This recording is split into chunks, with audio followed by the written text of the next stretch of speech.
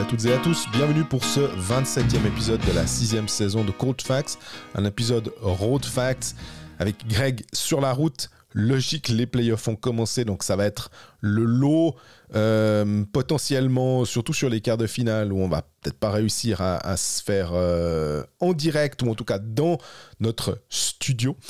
Mais ça n'empêche pas qu'on va parler des playoffs et de la qualification aussi de Bienne, mais on commence avec Fribourg et la série contre Lugano. Après, on parle de Lausanne contre Davos, avec une histoire de gardien, la qualification de Bienne aux dépens d'Ambry et qui va jouer contre Zurich.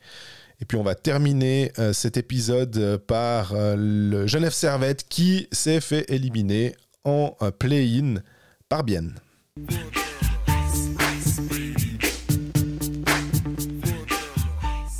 Salut Greg. Salut Jean-Fred, ça va? Ça va bien et toi?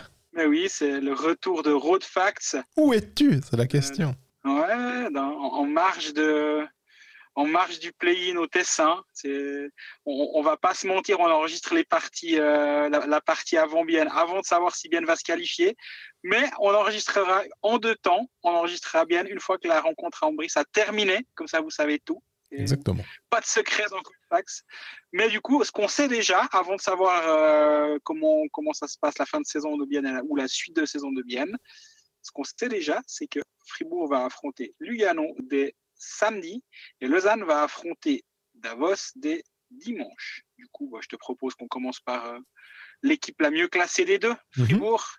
Deuxième régulière qui affronte Lugano. Lugano qui s'en est sorti dans un derby bouillonnant contre Ambry en play-in, avec un match qui voulait rien dire, où ils étaient menés 4-0 à Ambry, avant de finalement revenir à 4-4 et arracher un point qui au final leur permet de se qualifier pour les playoffs directement ou presque indirectement ou en une seule étape, on va dire. Lugano-Fribourg, c'est aussi la revanche du pré-playoff, comme ça s'appelait encore l'année passée, où Fribourg avait été éliminé par Lugano en 2 matchs et Fribourg s'était heurté à un Koskinen incroyable. Bref, tous les éléments sont encore là pour ce quart de finale. Toi, tu le sens comment ce match entre Fribourg et Lugano? J'aurais tendance à dire que Fribourg a quand même un avantage, c'est pas, je dirais, de 60-40 s'il faut prendre un pourcentage, dans la mesure où ils ont quand même pu se préparer depuis un moment aussi. Malgré tout, la fatigue, elle sera un petit peu plus dans les rangs luganais. Mais alors, on n'est pas dans le côté zurichois où il y aura eu 4 matchs. Il n'y en a eu que 2. Il y a quand même eu une semaine. Je pense qu'effectivement, le facteur récupération entre pas tellement en ligne de compte à ce niveau-là, mais donnons quand même du crédit à Fribourg à la saison régulière. Ils se savent très attendus, ça c'est clair. Que quand tu finis deuxième, quand tu es vraiment pas loin de la première place, tu es en droit de te dire que l'objectif c'est en tout cas la demi-finale. Et si ton objectif c'est la demi-finale puis que tu es favori, quand même, je me dis que tu dois pouvoir trouver le moyen de passer. Même si Lugano, même si, comme tu l'as rappelé, l'année passée, c'était un petit peu... le Fribourg s'était cassé les dents sur cette défense luganaise. Ça va être un peu plus physique. Mais Lugano, à passe, je trouve qu'il peut y avoir des blancs, en fait. Donc, jouer super bien, être vraiment très dominant... Et puis derrière, avoir pas la régularité, tu me diras, s'ils avaient été plus réguliers, ils seraient plus haut au classement. Ils ont quand même fini 7e. Donc, ils ont dû passer par un petit play-in. Voilà, il a pas manqué grand-chose, je sais, mais ça veut dire quand même que l'avantage fribourgeois, pour moi, est légitime, on va dire. Ouais, je pense que si on regarde les deux équipes, on a quand même une équipe de Lugano qui a eu de la peine toute la saison à être en santé.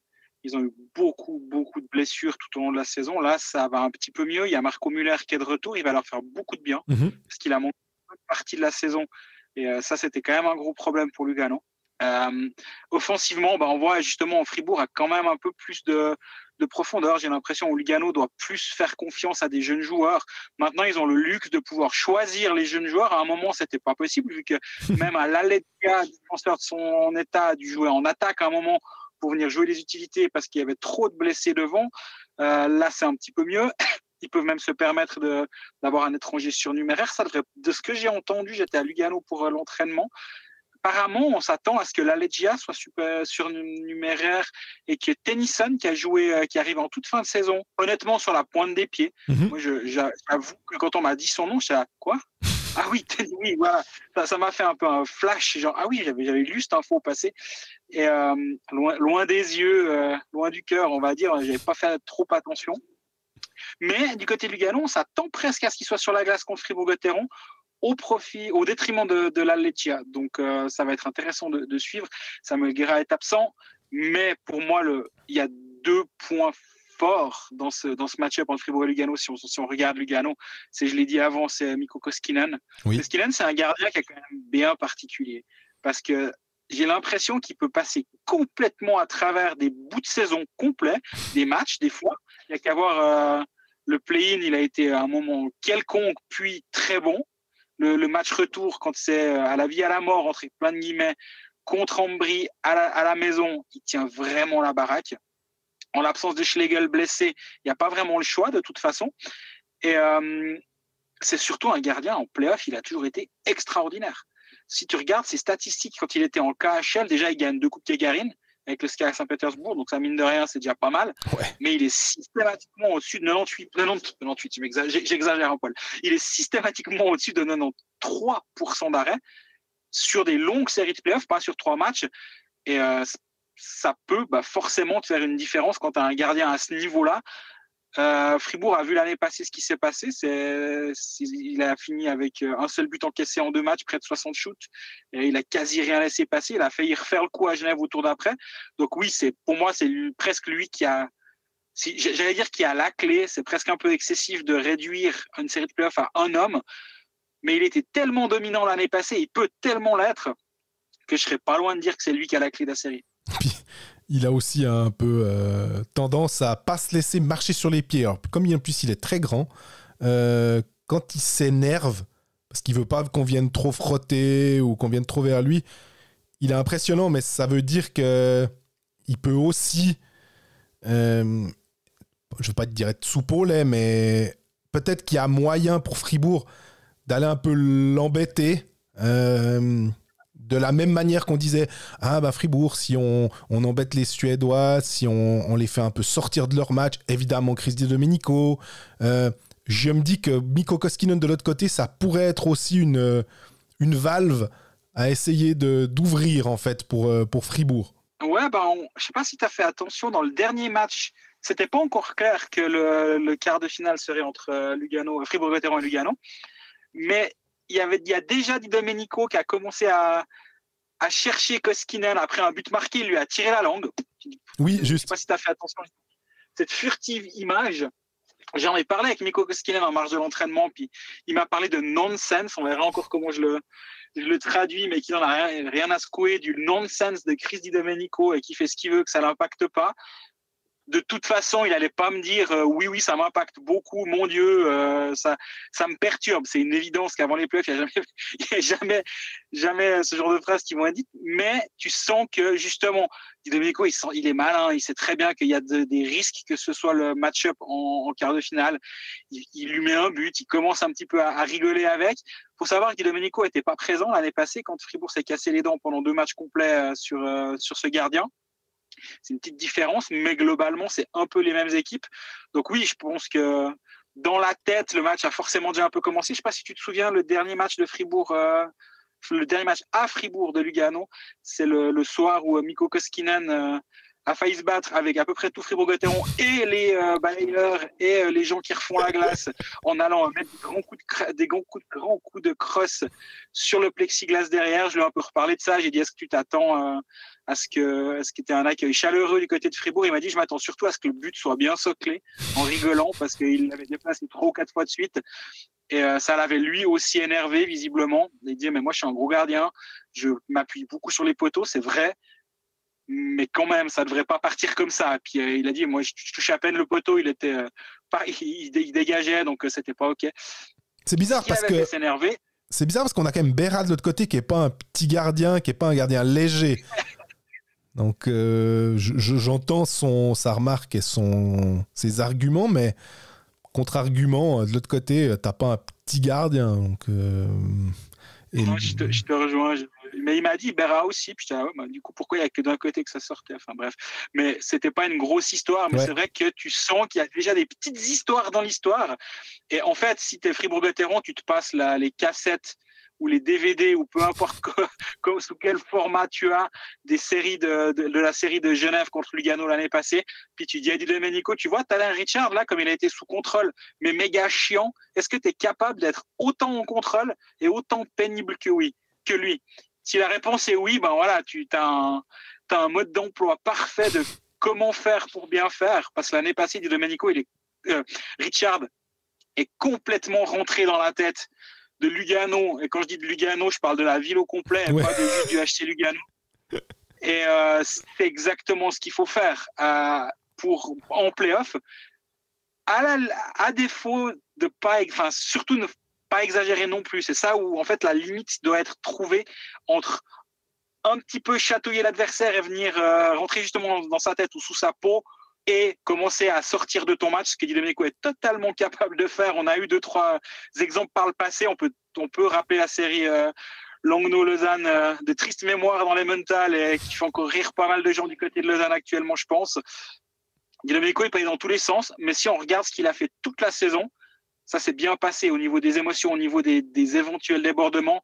Mais voilà, les playoffs, on sait ce que c'est beaucoup d'émotions, c'est beaucoup de risques de partir en vrille. On a vu l'année passée un Dido contre Bienne avec Berne. Il est quand même arrivé à allumer un gars à terre devant lui.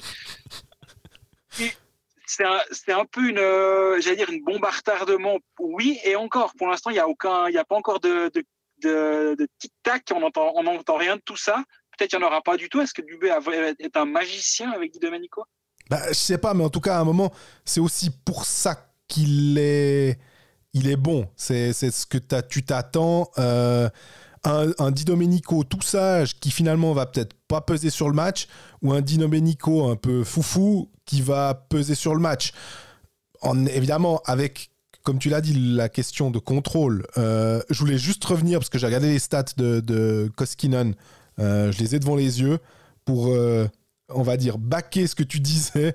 En 2012-2013, il est à 93,6% sur 5 matchs en championnat de Finlande. Après, il part en KHL. Donc, chaque fois, plus de 10 matchs. Et régulièrement, plus de... C'est fait 10, 22, 15, 15, 15 pour donner le nombre de matchs en play-off. Voilà. 92-8, 93-6, 94-9, 93-8, 93-5. Donc... Effectivement, rien à redire. Des playoffs avec Edmonton, plus compliqués. 2 des 4 saisons qu'il a fait là-bas. 3,16 encaissés, 4,02. Puis après, quand il revient à Lugano, quand il vient en Suisse, l'année passée, c'est 93-7 en 8 matchs. Et puis, sur les 2 matchs à l'heure actuelle, c'est à 91-4. Et alors qu'en saison régulière, il est à peine à 90%. Donc, c'est vraiment un particulier avec lui. On m'a dit au printemps, il est tout le temps meilleur que durant l'hiver. Je lui ai parlé de ça justement. Puis il m'a dit que c'était la météo qui le rendait de bonne humeur en rigolant. Il était assez souriant, sans vouloir stigmatiser les gardiens, parce que je sais que certains nous écoutent. Mais certaines fois, les gardiens à l'interview, ils sont pas tous comme ça, mais il y en a qui sont un peu compliqués. Et tu sais jamais trop sur quoi tu vas tomber, on va dire. Et je savais pas trop à quoi m'attendre avec lui. Puis finalement, c'était un moment assez chouette. Et j'ai bien aimé parler avec. je fais un petit sujet je pense qu'il n'est pas encore publié quand on diffuse cet épisode, on verra, avec Mikko Koskinen. Ouais. Et l'autre clé pour Fribourg-Gotteron, elle est aussi, à mon avis, très simple. Non, de l'autre côté Luganais, pour moi, la clé, elle est très simple. C'est comment tu gères la ligne Carr, Joly et Turcauf. Ouais. Et si tu es capable de la museler et que derrière, si tu sors même avec un 0 de tous les matchs contre cette ligne-là et que tu perds pas de but, tu n'es pas perdant sur ce match-up-là chaque soir, tu gagnes la série, je pense. Parce que Lugano a pas la suite, a peut-être pas derrière de deuxième vitesse, surtout avec quelques blessures, justement, comme ils ont eu toute la saison. Si tu rajoutes un Granlund là au milieu, peut-être à la place d'un Ruotsalainen qui a été fantomatique, ça peut peut-être complètement changer la donne. Mais si Fribourg gagne le match-up de la ligne numéro 1 de Lugano, à mon avis, ça passe. Ouais, mais t'as raison, parce que finalement, on peut prendre le problème dans l'autre sens. Qu'est-ce que Lugano peut faire? Parce que, ok, ils ont une bonne première ligne. Si tu arrives à la museler, ce qui est plus facile à Fribourg, vu qu'ils ont l'avantage de la glace, parce que Dubé a le dernier changement, il peut choisir. C'est un petit peu la même manière que Ward pour Davos. Tu peux choisir qui tu veux bloquer. Quand tu es à domicile, ce qui n'est pas anodin, finalement, quand on sait que ça se joue sur des détails. Fribourg, il va falloir, au contraire, pour Lugano, bloquer plusieurs lignes. Parce que si tout d'un coup, la ligne de Berchi fonctionne bien, parce que la ligne des Suédois de Sorensen est un tout petit peu moins bien, bah, il y a quand même cette deuxième vitesse. La deuxième vitesse de Lugano, ça peut être Arcobello, Ruotsalainen, tu le disais, mais on n'est pas sûr. C'est pas... comment dire, si on prend l'exemple de Zurich avec L'Amico, avec Malgin, avec même encore Grant derrière, t'as 3 lignes. Lausanne, on disait la première ligne elle marche pas trop bien, mais t'avais cette ligne avec Raffel, Jäger, t'avais la ligne Fuchs-Ria. Il y avait toujours moyen, c'était pas simple à matcher parce que tu dois choisir une des 3 et puis il y en a l'autre qui marche bien. Fribourg, c'est un peu pareil. C'est aussi pour ça qu'ils sont mieux classés. Finalement, j'ai l'impression. Absolument. Alors, sans aucun doute. La question que moi, je me pose au moment de préparer cette série, c'est que j'ai l'impression qu'on a tous gardé dans un coin de la tête le play-in ou dans le pré-playoff du coup de l'année passée perdu contre Lugano en disant ouais, est-ce que Fribourg est capable de jouer à un autre niveau en playoff? Mais j'ai l'impression qu'on a aussi un peu collectivement oublié les playoffs d'il y a 2 ans. Quand Fribourg avait été très bon, Lausanne avait été excellent également. C'était une très belle série entre les deux équipes. Et Fribourg s'en était finalement sorti grâce à cette série-là avec un powerplay extraordinaire qui avait fait la différence tout au long de la série. Et finalement, j'ai presque l'impression qu'on a un peu tendance à oublier cette série-là. Et pourtant, il y avait justement Di Domenico dans cette équipe-là qui avait été totalement en contrôle sur la fin de la série. Au début, il me semble quand même qu'il y avait eu 2-3 bricoles avec lui, notamment une cage vide ratée. Il y avait eu 2-3 petites choses le concernant.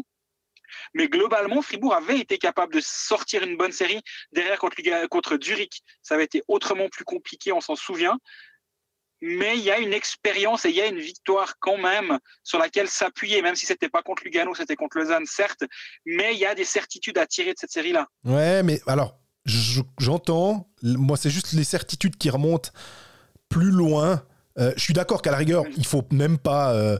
Lugano, l'année passée, il se trouve que c'est les deux mêmes équipes, mais l'histoire de la saison régulière doit quand même nous apporter un peu plus de clarté que de revenir sur des matchs d'il y a quasiment une année, quoi.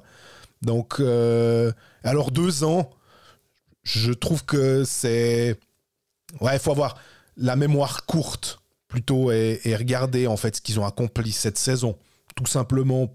Selon moi, pour détacher quelque chose de positif pour Fribourg, de se dire, nos ponts les ont fait, on n'a pas connu de gros trous.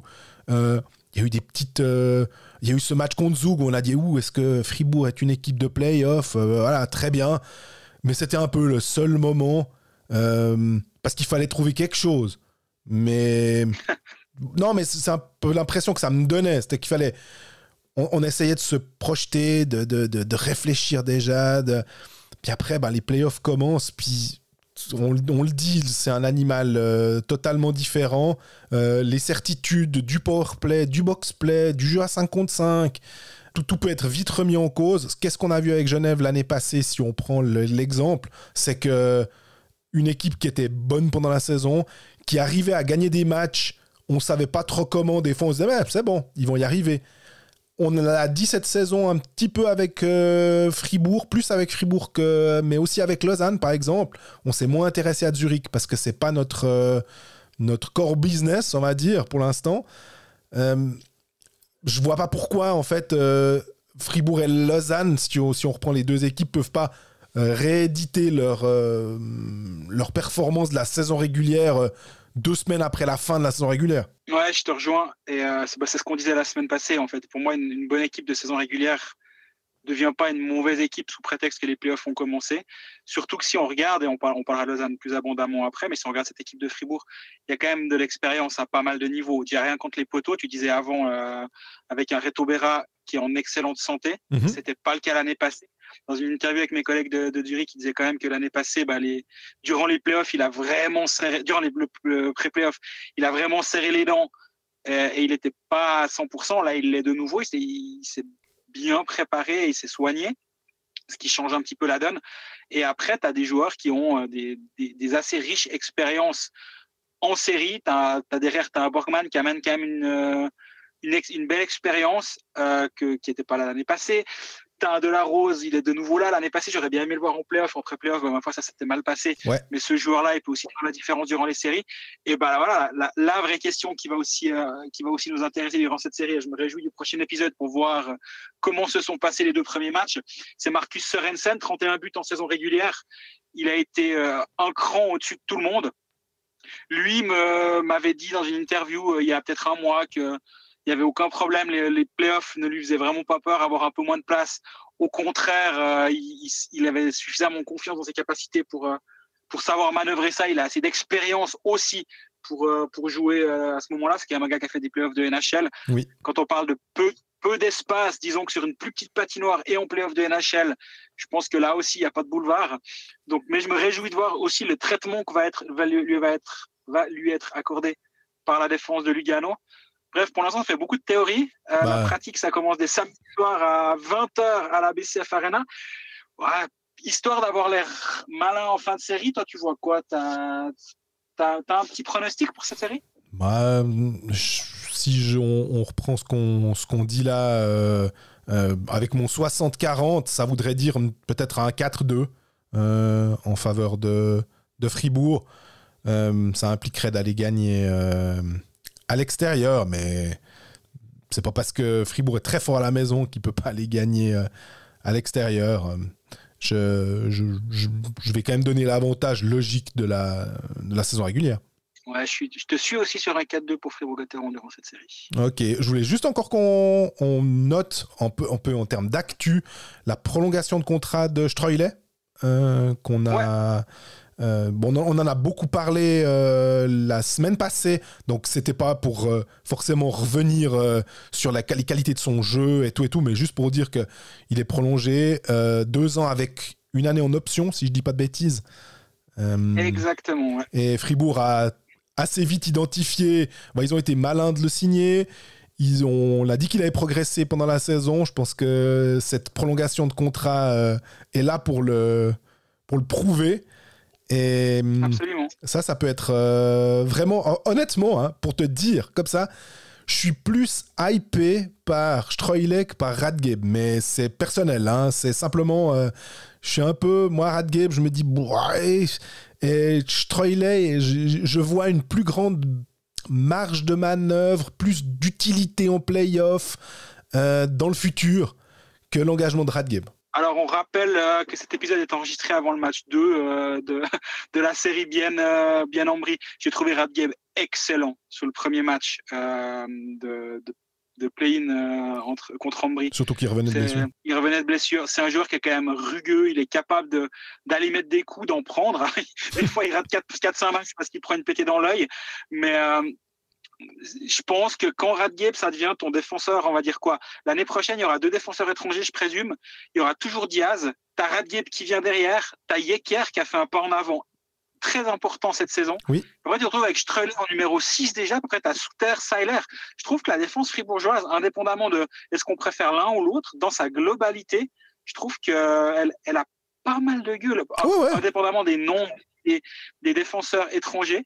Je pense qu'il y a une belle progression à ce niveau-là aussi l'année prochaine. Jouer Sport, un jeu de la loterie romande. Ben voilà, on va passer au paris sportif. On va se concentrer sur les séries Fribourg-Lugano, Zug, Berne et Lausanne-Davos, puisque pour la 4e série, on n'a pas encore les cotes au moment où on enregistre cet épisode. C'est les aléas du direct.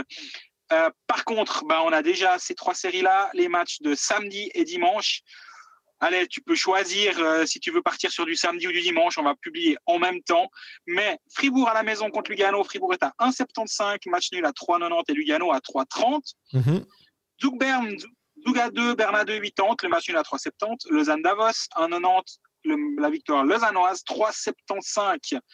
Le match nul est 3 pour la victoire davosienne en terre vaudoise. Quelque chose qui t'a fait tilt quand j'ai évoqué ça? Alors, tilt, je dirais comme ça, peut-être un match nul entre Zug et Berne, histoire que ça parte en prolongation. Et puis comme ça, ça me permet de pas trop me mouiller, de savoir qui va gagner. Tu me diras, vu les résultats de Zug ces derniers temps, on aurait tendance à plutôt partir avec Berne. Mais je me méfie trop des 2 semaines de pause pour me baser sur des faits qui remontent à il y a déjà un bon moment. Si Bengtsson, si Hansson, si Geisser, si Stadler sont de retour, ça change tellement le visage de l'équipe que ça, je me risquerais pas forcément. Lausanne, honnêtement, même si on peut toujours se méfier en play-off, ils sont quand même bons à la maison. Et 1,90 pour une victoire à domicile, je trouve ça quand même relativement value comme bet. Ouais, j'aime assez aussi Lausanne à la maison à 1,90. C'est, comme tu dis, c'est une équipe qui est solide chez elle. C'est une équipe qui a l'avantage de la glace, mais surtout l'avantage de ne pas voyager. Davos aura 4h30 voire 5 heures de bus dans les pattes. C'est pas forcément simple. On peut aussi imaginer, moi, dans ce match-là, j'aime bien l'over 5,5. Avec Lausanne à la maison, marque quand même des buts. C'est une équipe qui joue au hockey, qui a des buteurs, justement, qui a beaucoup de buteurs à plus de 10 cette saison. Davos, c'est une équipe qui marque pas mal. Ces derniers temps, elle marche pas mal aussi.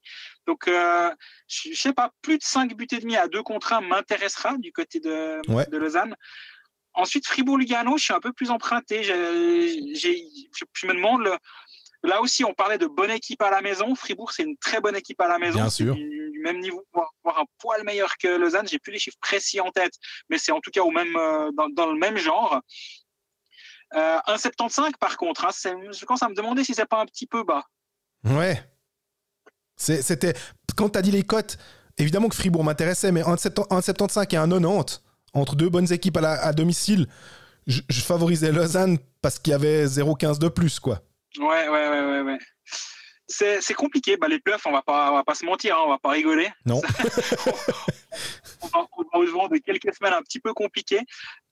Pour notre choix respectif, ce sera. Je pense quand même qu'on va le publier vendredi matin, comme d'habitude. Il faudra juste pas oublier de le faire vu qu'il n'y a pas de match le soir même. On devrait y penser. Ouais. Je voulais profiter, vu qu'on est un poil plus court sur cette section-là, de refaire un petit update Paris long terme. Avant les playoffs. Les 4 équipes qui ont terminé top 4 de la saison régulière sont forcément les 4 équipes favorites au titre. Mais Zurich est passé maintenant à 2,65 pour remporter le titre. Et là, ça commence gentiment à être vachement bas. Par contre, si tu as envie de t'amuser, tu as du Fribourg à 4,10, du Zug à 5,90, du Lausanne à 6,75. Les autres me paraissent un peu trop élevés pour venir s'amuser. Mais dans ces 4-là, toi, tu te verrais, Zurich, ça me semble compliqué de se dire à 2,65, ça vaut la peine, non? Ouais, c'est... autant essayer quelque chose. Alors, Zug, de nouveau, j'avais envie de les voir en finale. Enfin, je sais pas que j'avais envie de les voir en finale, mais je les voyais en finale en début de saison, en me disant, Zug-Zurich, ça me semblait être une finale assez plausible. C'était d'ailleurs aussi ce que je voyais l'année passée, pour dire. Donc, Mais la fin de saison, vraiment, à cause de ses blessures, je sais pas si ça vaut la peine qu'ils soient un petit peu que la cote soit un peu plus basse que Lausanne. Compte tenu de la fin de saison, j'aurais tendance à dire que Lausanne est plus value que Zug. Mais Zug, par contre, c'est des titres. Lausanne, c'est comme meilleur résultat une fois une demi-finale. Donc, si on doit jouer les odds les plus logiques, il faudrait jouer Zurich et Zug. Et donc, Zug est plus intéressant parce que la cote est plus haute dans ces cas-là. Maintenant, je sais pas ce que toi t'en penses. Ouais, je suis d'accord. Bah, moi, je suis content d'avoir conseillé en début de saison d'aller s'amuser sur Zurich avec l'impôt zurichois habituel. Parce que là, c'était une bonne value, comme tu dis. Maintenant, ouais, là, avant les playoffs, ça m'a l'air d'être un peu le train est un peu passé pour parier sur les paris sportifs à long terme. Mais je trouvais intéressant de faire un update, justement, de voir à quel point ça peut vraiment être hyper évolutif, ces cotes à long terme. Et c'est là où, justement, des fois, ça peut être intéressant de dire, ah, mais telle équipe, elle n'a pas un bon début de championnat, mais j'ai plutôt tendance à croire qu'elle va aller mieux, elle vaut mieux qu'est-ce qu'elle veut bien nous montrer. Et donc, je lui fais confiance maintenant quand c'est le bon moment, un peu comme aller à la bourse, parier sur quelque chose qui est un peu bas en se disant ça devrait remonter. Bah, là, on est en plein dedans. J'irai pas jusqu'à m'amuser avec les équipes qui sont sorties des play-ins, je dois t'avouer. Tu te souviens, j'ai tendance à me dire que c'était aux alentours de 6 quand tu as fait ton impôt zurichois, ou c'était même un petit peu plus haut? Ouais, c'était à 6,25, sauf erreur de tête, au tout début de saison. Ouais. Je pourrais aller retourner dans mon compte sur la Loro, mais j'ai plus, je l'ai pas sous les yeux actuellement. Je crois que c'était 6,25, sauf erreur. Ouais. Ce que je trouvais vraiment très, très haut. Et la saison régulière m'a donné raison. Après, s'ils perdent en 4 matchs en quart de finale, en fait, ça m'aura rien du tout donné raison. Ah, absolument. Mais bon, perdre en 4 matchs contre une équipe qui en a déjà joué 4, on a évoqué la fatigue. On peut évoquer la fatigue pour Genève, d'ailleurs. Donc, moi, j'ai un peu le sentiment qu'il faudra vraiment qu'il se passe quelque chose pour que ça puisse... Zurich ne passe pas, en fait. Non, absolument, absolument. Pour ce qui concerne notre pari hebdomadaire, c'est comme d'habitude, c'est sur nos réseaux sociaux que ça se passe dès vendredi matin. Jouer sport, un jeu de la loterie romande. On passe au Lausanne Hockey Club, après Fribourg, après les paris. Un Lausanne Hockey Club 3e de la saison régulière qui va affronter Davos. Si je dis pas de bêtises, Greg, tu as sorti dans ta newsletter les forces en présence. Et je lisais avec attention ton face-à-face traditionnel, on va dire, des forces. Et il y a quelque chose qui m'a tout de suite interpellé, c'était les gardiens. Mais j'ai compris aussi pourquoi tu disais ça, parce que je crois que tu avais mis 3 sur 5 pour Lausanne et puis 4,5 sur 5 pour Davos. Exactement, mais c'est clair. En fait, sur la saison régulière, l'écart est largement pas aussi grand, je l'explique dans ma newsletter. Par contre, au moment où on commence les playoffs, tu peux pas donner une égalité ou tu es obligé de donner un avantage à Davos dans ce compartiment du jeu. Parce que Sandro Schliemann a fait une superbe saison. On le suit pas trop depuis ici, j'ai l'impression, mais il est aussi à plus de 93% d'arrêt sur la saison. Et il y a un gardien établi, il y a un numéro 1, tu n'as aucune incertitude. Du côté de Lausanne, il y a déjà cette incertitude de qui va être le gardien dimanche soir. J'ai quand même l'impression que ce sera Connor Hughes, mais voilà, il y a quand même une incertitude. Et Connor Hughes, c'est 27 minutes de play-off en carrière en Swiss League. Et quand je dis 27 minutes, c'est qu'il était rentré dans un match perdu par son équipe 7-0. Il y avait 6-0 quand il est rentré. Donc de là, parler d'expérience de play-off, j'ai pas l'impression. Par contre, il a vécu des play-offs de l'intérieur. Ça, c'est pas négligeable. Il y a 2 ans, il était avec Fribourg dans le vestiaire quand Fribourg a passé un tour face aux LHC. Donc, il a un bagage qui existe, mais à un moment, il va devoir être entre les poteaux. Et moi, je pense que là, c'est le gros point d'interrogation pour Lausanne. Et j'irais presque plus loin. C'est pas le seul point d'interrogation de Lausanne avant ce play-off. Oui, effectivement, vu la fin de saison. Puis encore, le point d'interrogation, effectivement, c'est parce qu'il faut chercher quelque chose. Mais si on met de côté cet aspect pas de play-off, je trouve que Lausanne était plutôt en phase ascendante en fin de saison régulière, puis que c'est presque cette pause qui vient un peu casser quelque chose de positif, si on peut dire, quoi. Ouais, je suis d'accord. Ces 2 semaines de pause, ça va être un facteur à gérer. Alors, dans la série Lausanne-Davos, c'est différent. Les 2 équipes ont eu ces 2 semaines de pause. Par contre, dans les 2 autres séries qui nous intéressent, à savoir Zurich-Bienne et Fribourg-Lugano, Zurich se retrouve avec une équipe qui a joué 4 matchs entre deux et qui est complètement dans le rythme, vu qu'on en parlera après dans la partie biennoise, mais vu que Bienne a joué jeudi soir. Et Lugano a eu 2 matchs de plus, mais qu'une semaine de pause. Le rythme et le premier match, les 10 premières minutes du premier match vont être intéressantes à suivre dans ces 2 autres séries. Là, Lausanne-Davos, voilà, c'est 2 équipes qui sont dans les mêmes conditions. Mais moi, ce qui m'a surpris quand j'ai regardé un peu plus en détail les statistiques des 2 équipes, c'était de voir à quel point la défense davosienne était solide. Et quand je dis défense, je ne parle pas du gardien, là, je parle vraiment du volume d'occasions accordé aux adversaires. Davos est meilleur que Lausanne. Et ça, je dois avouer que je ne m'y attendais pas. Ouais. Lausanne, c'est une bonne défensive, on le sait, on l'a vu toute la saison. Mais finalement, c'est presque la différence entre les 2 équipes, elle est plus grande au niveau de l'attaque, où Lausanne a une attaque de feu, et en défense, c'est un peu égal. Et je me demande quelle défense va prendre le pas sur l'autre, justement, entre ces 2 brigades. Juste pour revenir, je reprends un peu les gardiens parce que j'étais sur les stats. Sandro Schliemann en saison régulière sur 38 matchs, c'est 92,98, donc 93% d'arrêt, ce qui est vraiment très très bon. Il y a juste Rubec qui fait mieux avec 93,21 en 42 matchs. Et mais effectivement, il y a une petite barre rouge sous Koskinen 14 parce que je pense que c'est le nombre de matchs joués minimum. Et comme Connor Hughes n'en a joué que 19, eh ben, il n'entre pas dans les statistiques des autres gardiens, mais lui, il est à 94,01, ce qui est vraiment pas mal, et 1,73 buts encaissés par match. Page, c'est 20 matchs, 2,04 buts encaissés et 92,46. Donc effectivement, il n'y a pas de problème de savoir en 1A, en 1B, en tout cas en saison régulière, tu sais que tu as plus de 92% d'arrêt. Du côté de Davos, c'est un peu plus unilatéral. Il y a Sandro Schliemann et puis il y a un petit peu de Gilsen, mais c'était vraiment pas, concluant, on va dire. Non, c'est sûr que ce sera Sandro Schliemann devant le filet, c'est clair. Après, on parle d'absence d'expérience d'un côté. C'est pas non plus Leonardo Giannoni en face. Il fait une superbe saison, il est 3e gardien de l'équipe de Suisse.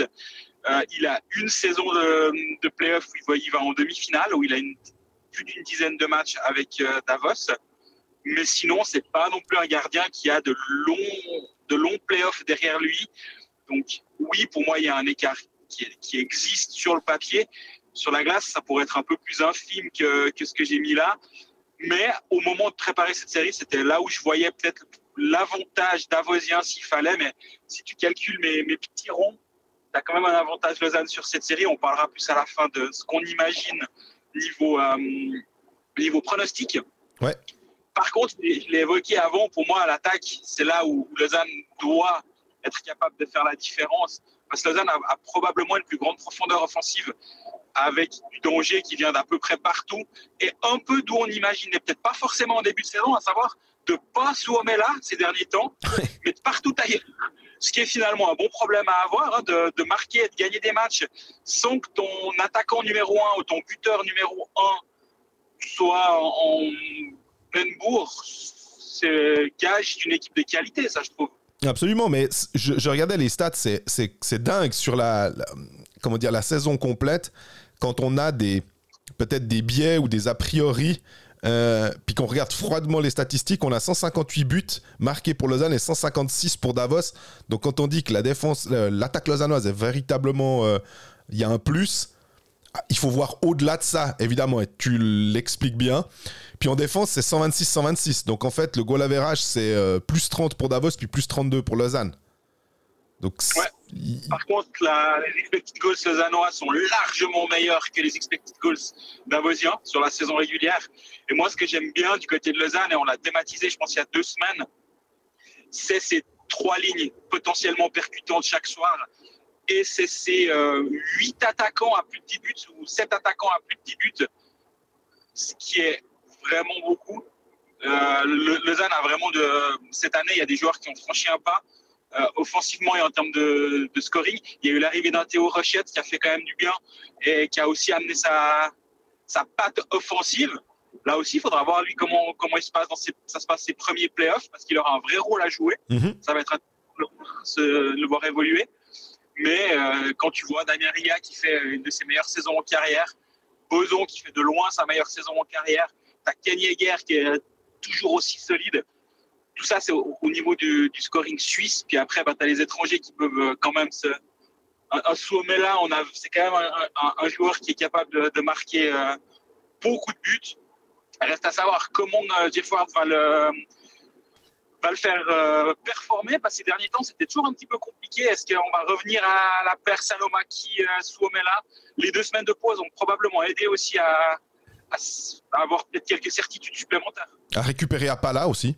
Récupérer Apala s'il entre dans les plombs. Moi, depuis l'arrivée d'Apala à Lausanne, et je demande qu'à avoir tort, j'ai toujours un peu dit que pour moi, c'était pas le genre de joueur qui te faisait gagner des séries de playoffs. Si Jeff Ward est du même avis que moi, il ne va pas le mettre sur la glace. Ce qui fait que tu garderais Salomé, les 2 défenseurs étrangers, donc voilà, Pilot et Juice. Après Suomela, Salomeki, tu ne peux pas te passer de Raffle en playoff. D'accord. Et puis, il te reste Sekac qui a un jeu, quand il a le puck et qu'il est vraiment en santé, bien et tout, c'est difficile de le lui enlever. Donc, c'est aussi une grosse qualité en play-off. Moi, j'ai un souvenir assez gravé dans ma tête. C'est le pré-play-off, le pré-play-off il y a 2 ans, quand Lausanne s'en sort contre Ambry et gagne à Ambry, où sur cette série-là, Sekac avait été excellent, il avait été dominant. Je ne sais plus ses statistiques durant cette série, mais finalement, c'était l'impression visuelle qui m'avait le plus marqué sur cette série. Et Andriy Sekac, en forme, en santé et en confiance, c'est un atout majeur pour les playoffs. Et oui, pour moi, Kovacs, tu peux directement le renvoyer en Suède, il n'y a pas besoin de le garder. J'ai l'impression que si tout s'est bien passé pour Lausanne, si tout se passe bien pour Lausanne sur ces séries, on ne revoit pas Kovacs sur la glace. On ne sait jamais, en playoff, il y a toujours des surprises, il y a toujours des choses inattendues. Il peut y avoir un club qui aime des 2-0 puis qui tente quelque chose en disant on enlève un défenseur étranger puis on met plus de poids devant. Et donc, il ne faut jamais dire jamais. Mais dans des circonstances normales et avec un run en playoff qui se passe normalement pour Lausanne, normalement, le Robin Kovacs ne devrait pas trop être sur la glace, j'ai l'impression, non? Non, je pense aussi. Et il y a un des aspects qu'il faut mettre en avant du côté lausannois, c'est le box-play qui tourne à 85% sur la saison. Mais je pense que sur la fin de la saison, il est largement au-dessus des 90%. Lausanne n'encaisse quasiment plus de buts. Étonnamment aussi, je pensais peut-être que ce serait l'équipe qui a marqué le plus de buts en infériorité, enfin en supériorité numérique, qui a été marqué des buts à 4 contre 5 ou à 3 contre 5, c'est un peu plus compliqué, mais ils en ont marqué 6. Ouais. Et Bienne en a 7. Donc, et Davos en a 0. C'est la seule équipe qui n'a pas marqué de short-ender en saison. Je te le rappellerai que nous marquerons le 1-0 dimanche soir. Évidemment. Ça sera la 2 bêta, celle-là. Ouais.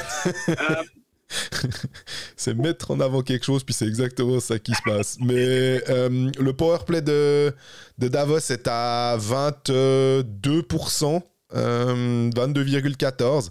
Et puis Lausanne à 15,53%. C'est toujours la même chose. On se dit, si Lausanne pouvait être un peu plus solide avec son attaque à 5, ce serait bien. Parce que 85 et 15, ça fait 100, quoi. Lausanne se crée beaucoup de chances, un peu moins efficace en powerplay que Davos. Davos a un pourcentage de shoot qui est largement meilleur que Lausanne sur toute la saison. En powerplay, ça s'explique. Ça s'explique par un Stransky qui est un buteur né. Ça s'explique par des spécialistes en la matière, je pense, un peu plus que du côté de Lausanne. Mais il faut aussi voir d'où vient Lausanne. sur le powerplay. Et je rappelle quand même que la saison passée, c'était une catastrophe. Et j'ai l'impression que ça fait longtemps que Lausanne n'a pas eu un powerplay. On va dire, même un powerplay moyen, c'est un pas en avant pour le Lausanne HC. Et je dis vraiment pas ça sans ironie. Tu es une meilleure équipe quand tu as un powerplay moyen plutôt qu'un powerplay cata. Donc, je vois cela comme une bonne chose. Et Lausanne a un volume de shoot, un volume de chance en powerplay qui est plus haut que Davos sur toute la saison. Ils ont juste un moins gros pourcentage au shoot. Si on se penche du côté davosien, pour moi, il y a un facteur qui va être intéressant, c'est la santé des joueurs, parce qu'ils ont 2-3 petites absences qui peuvent peser assez lourd si elle se prolonge. J'ai pas la réponse. Est-ce qu'ils seront de retour sur la glace pour le début de la saison, de la série? Par contre, Simon Knack n'est pas là sur la fin de saison. Ouais.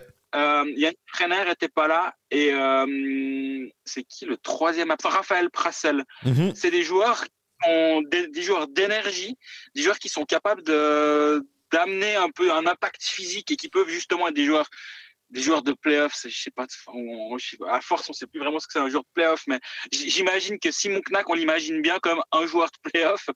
Et ça pourrait avoir faire une petite différence dans cette série. Ouais, absolument. Et il y a aussi une statistique comme ça. Ce qui est pratique avec la fin de la saison, c'est qu'au moins, on a des statistiques égales, 52 matchs pour tout le monde. Donc, c'est plus facile de comparer. Je regardais les pénalités en me disant, ben voilà, pour les situations spéciales, quelle équipe va pouvoir bénéficier de powerplay, même si c'est pas forcément toujours très malin, parce qu'en play-off, les arbitres sifflent des fois un petit peu moins. On fait plus attention à ce qu'on fait, mais 183 fois 2 minutes contre Lausanne.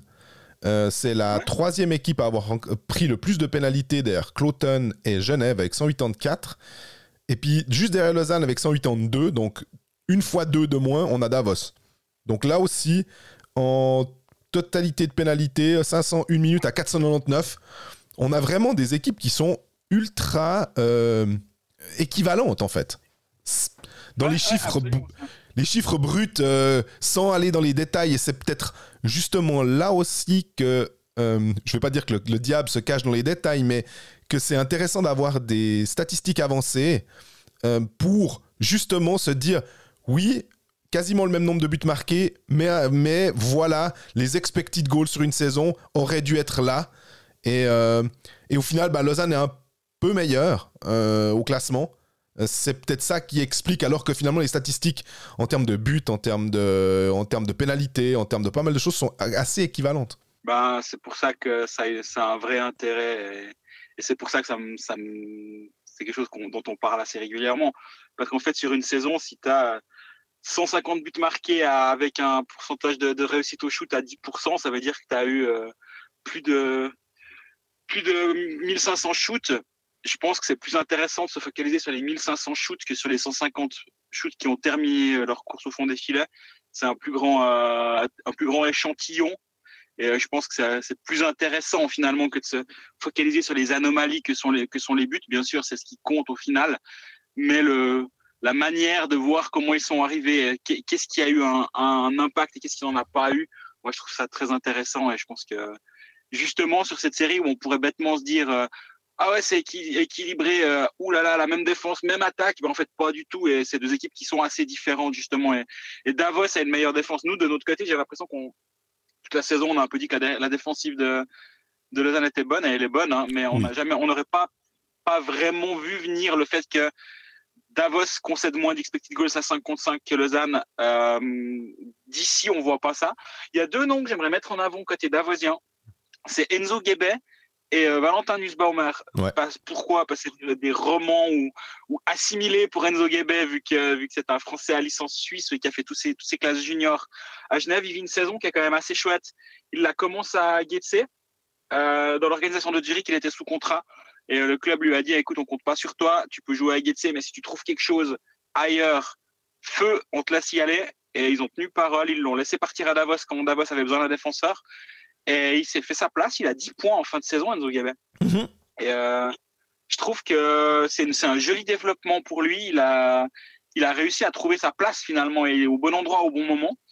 Donc ça, je trouve que ça va être intéressant de le suivre aussi dans cette série. Puis l'autre joueur roman qu'on a beaucoup vu, c'est surtout cette fin de saison, mais même on l'a vu toute la saison, c'est Valentin Nussbaumer, qui finit avec 21 buts. 33% de réussite au shoot, je sais plus combien. Ouais, c'est l'explosion pour Nussbaumer cette saison. J'ai fait une interview de lui que j'ai pas encore publiée, mais ça va être fait sous peu ces prochains jours. Et on parlait justement de la confiance qu'il a animée toute la saison. Puis il me dit, mais l'année passée, on m'a donné un contrat de 4 ans à Davos, puis je voulais trop en faire. J'avais cette étiquette maintenant de joueur à qui on a donné un long contrat, et puis je voulais absolument justifier ça. Et à force de vouloir trop en faire, de vouloir prouver que j'avais prouvé sa valeur, il a un peu déjoué, il a un peu compliqué son jeu. Et puis là, il a eu un conseil de Joe Sheldon qui était laisse le jeu venir à toi et tu verras, ça va aller tout seul. Et c'est exactement ce qui s'est passé. Il finit avec plus de 20 buts. Ça s'est fait sur la fin, vu qu'il a eu un triplé contre Ajoie. Il a eu 2 doublés en fin de saison. Oui. Mais même avant ça, il avait déjà une très belle saison. Absolument. Je me réjouis de voir si Patrick Fischer va être sensible aux qualités de Nussbaumer parce que ça peut être une des surprises. Tu me diras, vu qu'il a marqué 21 buts en championnat, c'est pas forcément une surprise, mais je m'imagine volontiers avoir potentiellement, parce qu'il faut un peu rajeunir les cadres sans enlever de l'expérience, bien évidemment, mais il a peut-être pas forcément non plus l'habitude des matchs internationaux, ça c'est clair, mais je sais pas, je me dis que Nussbaumer, ça pourrait être une... en tout cas, il faut bien le lancer à un moment. Donc, j'ai presque envie de dire que c'est un peu pas le dernier moment pour se lancer. Non, il a encore du temps. Mais si à 24 ans, t'as pas ta chance, ce serait dommage. En tout cas, il va être convoqué, en théorie, il va être convoqué pour faire la préparation. Après, on verra s'il justifie sa place un petit peu plus loin. Qu'est-ce que tu pronostic? Ouais, j'allais te dire. T'en es par quoi, toi? Allez, je me lance en premier. Ouais. Je pense que l'attaque lausannoise devrait faire le job face à la défense davosienne et la profondeur lausannoise. Si tu me rajoutes certains éléments qui manquent à Davos, peut-être que j'hésite un peu plus, mais là, j'hésite pas. Pour moi, c'est 4-1 ou 4-2. Je n'ai pas encore décidé, mais ce sera victoire lausannoise pour moi. Ouais, victoire lausannoise aussi, ce qui fait que là, tu as tous les supporters lausannois qui font « Ok, c'est bon, les deux chats noirs nous coulent, on va se faire sortir en quart. » Je me dis, allez en 7e match, l'avantage de jouer à la maison pour Lausanne, le fait que Jeff Ward peut mieux matcher ses lignes, ça me semble être la profondeur, tout ce dont on a un peu parlé. Je minimise finalement l'impact des gardiens en espérant que ils soient toujours aussi solides, et surtout que si en plus ils ont une défense devant eux qui est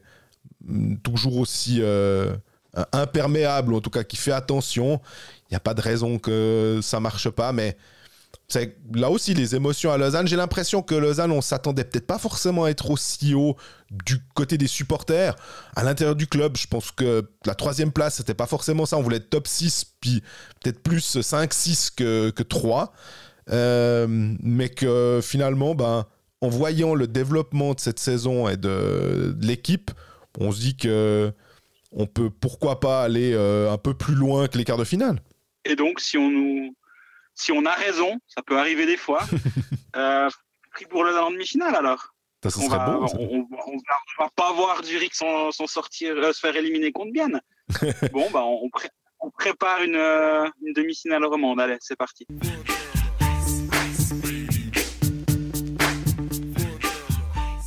On poursuit notre présentation des quarts de finale avec finalement le dernier quart de finale qui s'est joué mercredi soir à la Gotardo Arena, j'allais dire la Valachia, mais je suis tellement vieux, où Bienne finalement a réussi à s'imposer 4-2 et à se qualifier au terme de 4 matchs finalement, 2 matchs contre Genève, 2 matchs contre Ambry, et voilà les Biennois qui vont affronter Zurich. D'ailleurs, on a Fabio Fusaro qui nous a écrit un message pour nous dire qu'il voyait plutôt un 4-0 puis qu'un 4-2 pour pour Zurich, finalement, que Bienne gagne au moins 2 matchs, ce serait déjà une belle victoire. C'est pour dire que tout le monde, en tout cas dans les rangs biennois, on se dit quand même que ça fait beaucoup d'influx. On peut dire que Bienne est dans le rythme, ça c'est clair. Mais il y a quand même eu 4 matchs qui étaient vraiment très disputés finalement pour arriver à se qualifier. Ouais, clairement, Bienne a eu un chemin difficile. Aller gagner à Ambry sans l'avantage de la glace, vu qu'avec ce 1-1 lors du match aller, c'était Ambry qui partait favori de ce match retour. Ouais, ils ont quand même pas mal de... J'ai pas envie d'utiliser l'argument du cœur, des fois c'est un peu facile, mais quand même, là d'aller gagner là-bas, j'ai l'impression que... justement, on parlait juste avant des statistiques, de ceci, de cela. À un moment, c'est un peu le expected guts là qui a fait la différence. C'est pas les expected goals. Et là, aux expected guts, j'ai l'impression que ils en ont 2-3 d'avance, la Bienne, parce que ce qu'ils ont réalisé à Ambry, l'atmosphère était bouillante. Au moment où, je sais pas si ça se ressentait à la télé, mais au moment où Ambry revient, d'ailleurs, petite erreur de cette série, Ouais. Ça arrive, donc quand ça arrive, on a le droit de le dire. Sur le but de Landry, deuxième but de Landry dans cette série d'ailleurs. Derrière, il y a eu 10 minutes horribles pour Bienne, et aussi au niveau de l'atmosphère qui était ultra pesante. Là, franchement, les arbitres à un moment ou à un autre, c'est quand même un sacré job. Hein. Souvent, on est là un petit peu à regarder leurs petites erreurs. Ouh là, attention, il a sifflé un peu trop vite, le dégagement interdit. Là, dans les conditions dans lesquelles ils se sont retrouvés là-bas, de siffler ce match-là avec 6000 personnes qui font exactement ce qu'on attend d'elles, à savoir gueuler à chaque fois qu'un Levantin est à peine effleuré, et ils ont raison de le faire, c'est complètement normal. Mais c'était vraiment chaud. Bien a tenu bon. Il y a eu une latte qui a, à mon avis, qui tourne un peu le match aussi. Si égalise à la 28e, là, juste après le 2-1. À mon avis, bien, on ne sait jamais. Hein. Mais là, ça aurait vraiment été compliqué parce que ça l'était déjà avant. Et juste après, il y a cette déviation de Gaëtan Haas qui nous a climatisé justement pas la Valachia. La Valachia, il n'y a pas besoin de la climatiser à l'époque. Le Tardo Arena, c'est un peu plus... De temps en temps, tu dois quand même le faire. Et très belle déviation. À la fin, il a été très humble et il dit c'est tombé sur moi, la prochaine fois, c'est sur un autre. Ouais, c'est quand même plus facilement sur lui que ça va tomber. J'ai l'impression d'être décisif dans ce genre de match. Absolument. Puis c'est assez vrai ce que tu dis, parce qu'on a le 2-3, on va dire, de Dauphin qui intervient à la 54e, quelque chose comme ça, où il reste après 6 minutes et quelques. Tu te dis ouh. Mais ça, c'est ce que tu te dis. Puis après, tu regardes le match. Puis finalement, il y a eu une poussée, mais je l'ai trouvée moins forte qu'après le 2-1, le 1-2 en fait. Sur la fin de match, et même j'ai envie de dire, il y a eu ce 2-3 qui vient à la suite d'un tir voilé c'est Ed, ça fait de nouveau. Et Dauphin, il est là à récupérer le puck devant la cage, très opportuniste, mais c'est pas une action où Bien était hors de position et s'est fait tourner autour par Ambry. C'est un peu un coup du sort, j'ai envie de dire, qui fait qu'ils sont revenus, ils ont eu cette chance. Mais sur toute la fin de match, Bien a été très solide, j'ai trouvé. Ils ont contenu Ambry à la ligne bleue, ils leur ont pas laissé grand-chose. Et moi, je trouve que c'était une vraie belle performance de Bien. Ça l'a déjà été sur tout ce play-in. Oui. Et finalement, au moment où Steinegger prend la décision de dire bon, ok, on arrête les conneries, je prends le truc en main, on a encore le moyen, il y a encore quelque chose à sauver dans cette saison. C'était le dernier moment, effectivement, mais qu'est-ce qu'il a fallu faire pour changer ça? Mais chapeau à Bien à part ça. Je m'attendais, je sais pas, j'ai réfléchissais hier soir après le match, qu'est-ce que j'attendais avant ces playoffs? Je voyais Bien passer contre Genève, si tu te rappelles, oui. Légèrement, hein, mais d'ailleurs tout s'est joué sur des petits détails, les deux séries, hein, parce que Ambry est pas loin ramène un point de Bienne, derrière est pas loin de faire quelque chose là aussi sur ce match retour. Mais finalement, j'ai presque envie de dire que c'est presque logique au final que Bienne s'en sorte dans ces conditions-là, sans le changement de coach, sans l'arrivée de Steinegger et de Andersson derrière le banc. Évidemment, on n'aurait jamais dit ça. Mais là, cette équipe, elle est assez cohérente, je trouve. Ouais, mais à part ça, le match de mercredi soir au Tessin, le premier tiers, Ambry, ils savaient qu'il y avait un match. Parce que à un moment, vraiment, tu te poses la question. Tu te dis, mais, vous êtes devant votre public. Est-ce que vous avez les mains qui tremblent sur les cannes et tout? Mais je crois qu'en plus, là aussi, les expected c'était violent de voir à quel point les gars, ils tombaient. Les défenseurs, quand ils essayaient de back-checker. C'était vraiment une pataugée. J'ai pas compris le truc. Et chapeau à Bienne aussi, justement, d'avoir été prêt à ce moment-là. Parce que si on refait sans refaire tout le match, mais simplement ce début de match, ce premier tiers, ma foi, on dit souvent, les joueurs nous disent souvent, on peut pas patiner 50 minutes. On peut pas patiner que 40 minutes. Ce qui est pas toujours vrai. Ils préfèrent dire ça, mais des fois, ils arrivent à gagner des matchs en jouant que 10 minutes vraiment efficaces et le reste un peu moyen. Mais là, c'était pas possible à ce moment-là. Il fallait... ils ont été trop vite derrière. Ils ont dû faire du hockey de rattrapage. Même devant leur public, ça suffisait pas. Et là, bien, Martin Steinegger, ce que j'aime bien avec lui, c'est qu'il dit, quand on lui pose la question, il dit, mais qu'est-ce que tu as changé? Qu'est-ce que tu as apporté? Il dit, de toute façon, aux entraînements, je vais rien apporter. Vu l'urgence, vu le moment de l'année où on est, je vais juste essayer de les mettre dans des bonnes conditions. En gros, c'est plutôt mental que ils vont pas commencer à changer des tas de systèmes à ce moment-là. C'est revenir à des choses basiques. Ce qui est d'ailleurs souvent ce que nous disent les joueurs, c'est ouais, faut revenir aux bases, aller gratter les pucks devant les goals. Puis tu te dis, mais en fait, pourquoi ils font pas tous ça? Puisque ça a l'air si... Non, mais c'est vrai. Ouais, on est revenu aux bases. Comment vous expliquez vous avez gagné? Bon, on allait se faire mal devant le but, on a été gratté, on a été solidaire. Bon, alors faites-le tout le temps. Puis voilà. Mais ça me fait juste sourire. Mais tu vois, on est allé gratter dans le but, devant le but, tu vois, celui de Haas, alors certes, il a pas dû gratter parce que c'était plus sur un jeu en mouvement, et pas en contre, mais c'était pas une attaque placée, disons. Mais il est devant le but, il est dans la zone où les buts se marquent, tout simplement, et on nous le dit assez qu'il faut aller mettre du trafic devant le but. Voilà, s'il est pas là, Juvonen, il fait un arrêt d'échauffement. Hein. Ouais, absolument. Mais même si tu as remarqué et tu as mis en exergue Sateri qui est pas forcément hyper précis sur le but de Landry, il est quand même, au final, c'est quand même lui qui est dans l'équipe qui gagne. Et il a pris que 2 buts. Donc, on le disait aussi dans le play-in contre Genève, on disait, Sateri peut te voler un match.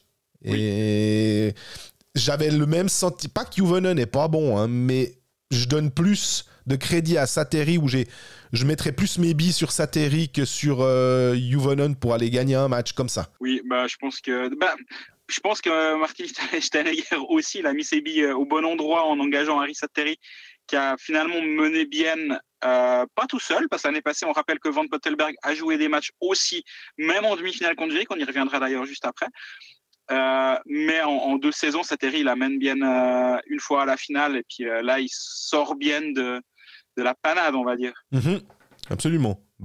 D'ailleurs, avant de parler de Zurich, je voudrais revenir sur ton article du Gotthard, parce que pour un behind the scenes, on était... tu me dis, je sais pas comment on va pouvoir faire, parce qu'il ferme le Gotthard de 23h à 1h du matin, et puis on sait pas trop comment ça va se passer, est-ce qu'on va rester, est-ce qu'il y aura des prolongations, etc. Et puis finalement, visiblement, vous avez pu avoir des interviews de l'autre côté du Gotthard, donc côté alémanique, grâce à un Grégory B, grâce à, on va dire, une idée de Grégory B, non connu de la rédaction, qui dit, on peut peut-être faire ça sur la halte du portail nord, là, ça peut être sympa. Puis finalement, quelle pression tu mets sur les chefs de presse? Au contraire, j'aide. Tu sais, quand tu fais ce métier depuis bientôt 20 ans, les haltes d'autoroute, on les connaît un petit peu à force. Où est-ce qu'on peut aller boire son café, etc. Puis là, Recharger sa voiture. gros, exactement. Et là, en gros, à la fin du match, c'était un peu. D'abord, ils étaient tous résignés, les Biennois. Ouais, non, on va pas pouvoir le faire. Ça c'est fini à 22h15, 23h dans le Gothard et ils attendent pas. Hein, 23h00, les convois spéciaux passent. Ça peut durer un quart d'heure s'il y a peu. Ça peut durer les 2 heures complètes si ça dure. Bah, avec Bienne qui joue déjà samedi soir, chaque heure compte finalement. Ouais. Et à un moment, je sais pas qui prend la décision dans le vestiaire. Branle-bas de combat, on s'est retrouvé sous les pieds de tout le monde, ils allaient dans tous les sens. Ah, on va essayer de choper le Gothard. Mais attendez, les interviews, les gars, vous foutez quoi? Ah non, exclu. Puis Bienne, c'est un club qui est ultra facile avec qui bosser. Et on n'a pas à se plaindre en Suisse romande, on a des clubs avec qui c'est simple de bosser généralement. Mais Bienne fait vraiment partie des clubs très très simples. Puis là, on était un peu surpris, on nous a dit mais attendez, on est venu jusque-là, faites chier. Et c'est là où je dis, le chef de presse dit mais tu crois pas qu'il faut aller juste, on passe tous, nous aussi on est contents de passer le Gothard avant la fermeture. Donc finalement ça nous arrange tous, on se voit de l'autre côté et puis vous vous arrêtez là. Et, je regarde. Puis 5 minutes après il dit ouais foncez, on va essayer de passer quoi. Du coup on s'est retrouvé dans le Gothard à 22,48 pour ma part, les autres journalistes sont à 52, quelque chose comme ça. Et le bus est passé à 53-54, donc c'était vraiment minuté. Ah, t'ouvrais le convoi? Un journaliste est resté coincé derrière parce qu'il est arrivé à 23h02. Oh. Donc c'était vraiment la minute, pas la minute près. Et alors par chance, il n'était pas tout seul de son média, donc l'autre était avec moi en l'occurrence. Donc ça a passé pour ce média aussi. Mais et après voilà, les Biennois sont arrivés sur l'aire de repos comme prévu. Puis ce qui n'était pas prévu, c'est qu'ils ont mangé là en fait. Ouais. Ils n'avaient pas eu le temps de gameler dans la patinoire à Ambry, donc voilà, ils ont sorti les autocuiseurs, ils ont mangé sur l'aire de repos et fait les interviews. C'est assez chouette aussi. Ce métier, c'est quand même souvent un peu la même chose. On va en zone mixte, on utilise des trucs, on essaie de leur faire dire des choses intéressantes. C'est aussi notre challenge, parce que souvent on est là à dire ils disent tous la même chose. Ouais, essayons-nous peut-être de les rendre plus intéressants. Ils le sont, mais à nous de les faire l'être à ce moment-là. Mm-hmm. Et par contre, quand il y a des soirs comme ça, je trouve ça vraiment chouette parce que tu te dis ça valait la peine de faire tout ce trajet-là pour vivre ce match. Et en plus, après, pour vivre un après-match un peu particulier. Ouais, pour pouvoir le raconter, en fait. C'est ça aussi. C'est que si tu le vis dans ton coin, c'est sympa pour toi. Mais après, de le faire partager, de rigoler un peu comme ça de cette situation-là. En plus, imaginons qu'ils aient perdu, ça aurait été un peu plus compliqué. Mais là, tout le monde était plutôt euphorique. Enfin, euphorique, je veux dire, content. Donc, Gaëtan Aski te dit « je vais juste mettre mon assiette dedans au chaud, puis je viens parler. » Enfin, je trouve ça... Ouais, il y a un côté aussi proche des gens qui fait que on a l'impression qu'ils sont accessibles. Des fois, si on prend l'équipe de Suisse de foot, par exemple, on nous donne 2 joueurs et puis c'est comme ça. Là, tu disais aussi, pour remercier les chefs de presse et puis les clubs, on peut avoir un petit peu qui on veut à n'importe quel moment, à part s'il y a un joueur qui est blessé ou quoi que ce soit. Enfin, il y a des circonstances, mais sinon, c'est chouette, quoi. Donc, ça rend encore le côté hockey plus chouette. J'ai un exemple très concret, c'est mon collègue Mathias qui, l'été passé, a fait pas mal de foot parce qu'il y avait il y avait un trou à boucher pendant un mois ou 2 dans la rédaction. Il a fait pas mal de foot durant l'été, puis après il a fait il est revenu sur le hockey. Et il m'a dit, mais la différence pas de mentalité, mais de simplicité pour travailler est assez impressionnante. Et moi, ça fait vraiment trop longtemps que j'ai pas refait de foot que je peux pas juger, mais ça m'étonne pas franchement. Nous, on a quand même un luxe assez important. On a des clubs qui sont joueurs aussi pour nous laisser des joueurs, pour nous laisser écrire des histoires, pour nous faciliter le travail. Et c'est vrai que derrière, moi, je pars toujours du principe que si on nous laisse travailler, après, on va aussi essayer de faire du bon boulot. On va pouvoir sortir des histoires un peu différentes. On va pouvoir parler aux joueurs et pas seulement aux hockeyeurs. Typiquement, quand tu peux parler 1h30 avec Tim Boson de son histoire, ça donne un papier qui est un peu différent que juste raconter match après match, mais sans l'appui des clubs. On est quand même assez bien servi. Et là, avec Bienne, je suis content que ça soit bien passé aussi, parce que ça m'aurait vraiment embêté d'être allé jusqu'à Ambry pour juste raconter un match que j'aurais pu voir à la télé. Là, il y avait un petit quelque chose en plus. Absolument. Et je pense que les joueurs vont s'en souvenir aussi. En parlant de ça, il y a Michael Meder qui a envoyé un message pour dire « Good game », enfin GG Grégory d'avoir lancé l'idée du point presse après le Gothard. Il y a Nicolas Montagne. Alors, désolé Nicolas, parce que pour rien te cacher, on avait déjà enregistré la partie Genève, donc c'est un peu plus embêtant de répondre maintenant dans la partie biennoise. On le fera la semaine prochaine, si on n'oublie pas. Petite anecdote très sympa, c'est qu'à la fin du match à Bienne, donc quand lui, les supporters genevois, on a applaudi un Biennois avec mes deux potes, on était dans le secteur visiteur, un Biennois est venu nous offrir une bière par-dessus la vitre pour trinquer ensemble. S'il écoute, je le remercie encore. Je trouve ça assez chouette et sympa d'avoir ça.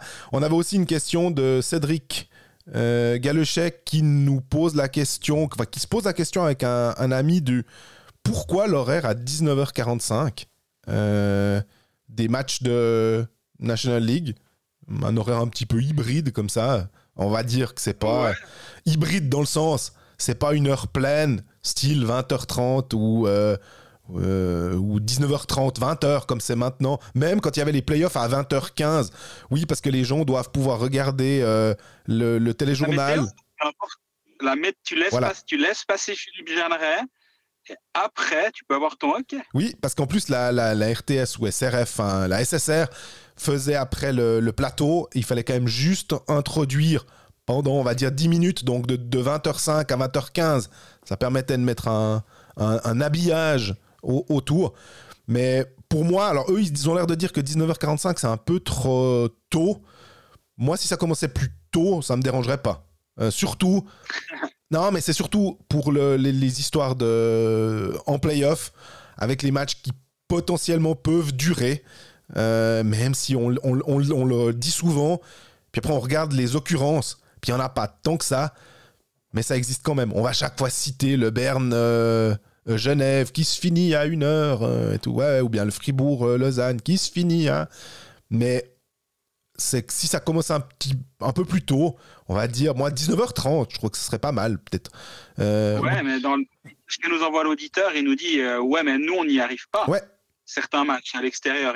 C'est vrai qu'en fait, si tu regardes en Amérique du Nord, les matchs commencent généralement un petit peu plus tôt, plutôt vers 19h. Oui. Mais pourquoi ? Parce que les gens, ils ne voyagent pas. Ouais. T'as personne qui va partir après son travail pour faire un trajet de Anaheim à Tampa Bay pour vite aller voir le match, tandis que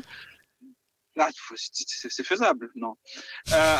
Tandis que si tu es biennois et que tu veux aller à Langnau, c'est clairement quelque chose que tu peux faire juste après ton travail. Mais il faut que l'horaire s'y prête. Ce qui est rarement le cas, c'est vrai. Enfin, 19h45, suivant à quelle heure tu finis ton travail, voilà. Nous, on a la chance de pas avoir un vrai travail et d'être journaliste. Donc, c'est vrai que si ça commençait même à 15h30, ça irait très bien, tu vois. Comme ça, on aurait plus de délai à la fin des matchs. Mais c'est vrai que pour le public, je comprends la difficulté.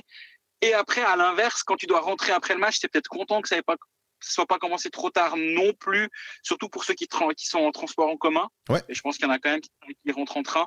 Donc, je sais pas. Par contre, l'horaire précis pour répondre à la question, 19h45, moi, c'est vrai que moi, quand j'étais encore jeune, c'était plutôt vers 20h les matchs, sauf erreur. Ouais. Ça a été changé. Ouais, il me semble que c'est effectivement. Puis ça a été changé 19h45. Ils avaient. Mais alors, ça a été avancé, je dois avouer que je ne sais pas. Est-ce que c'est tout simplement est-ce que les matchs ont commencé à durer un petit peu plus longtemps à un moment ou à un autre? J'ai pas la réponse. Hein. Ça, c'est vraiment je suis pris de court par. Non, on par pourra cette se renseigner. question. Et ouais.